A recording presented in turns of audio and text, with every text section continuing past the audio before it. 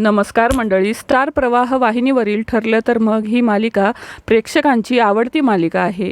या मालिकेतील सर्वच कलाकारांनी आपल्या अभिनयाच्या जोरावर प्रेक्षकांची मने जिंकली आहेत। त्याचबरोबर अर्जुनच्या मित्राच्या भूमिकेत असलेला चैतन्य याला सुद्धा प्रेक्षकांचे खूप प्रेम मिळत आहे। चैतन्य हा सोशल मीडियावर खूपच ॲक्टिव्ह आहे।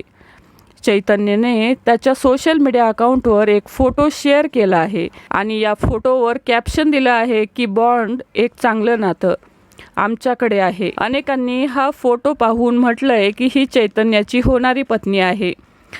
चैतन्याने प्रेमाची कबुली दिली आहे। अनेक चाहत्यांनी त्याला शुभेच्छा देखील दिल्या आहे। काहींनी म्हटलंय की ही आमची वहिनिका, काहींनी म्हटलंय की तुमची जोडी खूपच छान दिसते।